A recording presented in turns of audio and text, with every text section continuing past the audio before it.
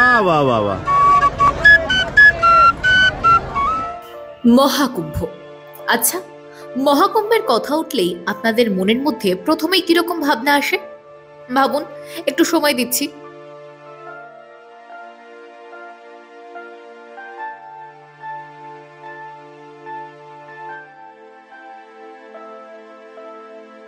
আধ্যাত্মিক জাগরণ, ধর্মীয় মহোৎসব ইত্যাদি, তাই তো?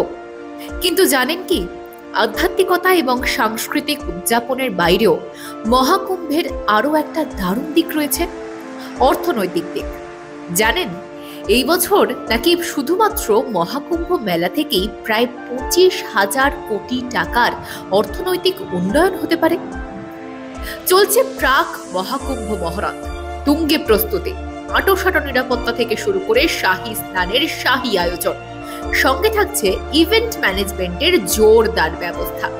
আর সেই জন্য 2025-এর মহাকুম্ভে 6,324 কোটি টাকা বরাদ্দ করেছে উত্তরপ্রদেশ সরকার। কোথাও ঘুরতে গেলে বা তীর্থ করতে গেলে সেখানকার কোনো টুকরো স্মৃতি আজীবনের জন্য রেখে দেওয়া মানুষের স্বভাব। যেমন ধরুন, পুরী গেলে জগন্নাথ দেবের ছবি আঁকা টি শার্ট কেনেন অনেকে, কফি মাগ কেনেন অনেকে, মানে লোগো। এটা কিন্তু বেশ আকর্ষণীয় একটা ব্যবসায়িক দিক হয়ে উঠেছে। এবার কুম্ভ মেলাতেও থাকছে লোগোর জয় জয়কার। প্রয়াগরাজের ব্যবসায়ী অর্জুন কুমার আগরওয়াল, ভগবতী পেপারস ট্রেডিং এর মালিক, তিনি এবার মহাকুম্ভ মেলায় থাকছেন তার দারুণ এক আইডিয়া নিয়ে। কিরকম? মহাকুম্ভের লোগো দেওয়া 14টি স্টেশনারি পণ্য বাজারে নিয়ে এসেছেন, যার মধ্যে রয়েছে ডায়েরি, পেন, ফাইল, ক্যালেন্ডার, কি রিং ইত্যাদি।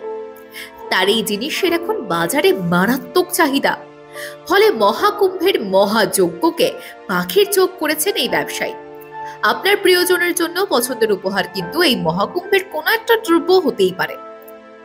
জুটের তৈরি ব্যাগ, ওয়াল হ্যাঙ্গিং থেকে শুরু করে আরো কত শত হাতের কাজ, থাকবে রকমারি সম্ভার।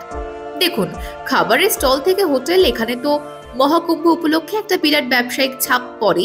কিন্তু ভাবুন, বিভিন্ন প্রান্ত থেকে আসা ব্যবসায়ীরা যদি এই শাহী আয়োজনে তাদের পসরা সাজিয়ে বসেন এবং মহাকুম্ভে আসা কোটি কোটি ভক্তরা যদি সেখান থেকে কেনাকাটা করেন, তাহলে কত কোটি টাকার ব্যবসায়িক লেনদেন হতে পারে। আর সেটা উত্তরপ্রদেশ তথা গোটা ভারতের অর্থনীতিতে কতটা গভীর প্রভাব ফেলতে পারে। একটু বরং ইতিহাস ঘুরে দেখা যাক। 1982 সালের কুম্ভ মেলা, আর সেই বছর এই মেলা বাবদ অর্থ বরাদ্দ হয়েছিল 20,000 টাকা। কত টাকা রিটার্ন এসেছিল জানেন? প্রায় 50,000 টাকা। সেই থেকে এই প্রথা বহমান এবং ধীরে ধীরে আয়ের অঙ্ক বেড়েছে এই মহাকুম্ভের আয়োজন থেকে। আর তাই প্রতি বছর মহাকুম্ভের জন্য বরাদ্দ বাজেটও বাড়ছে।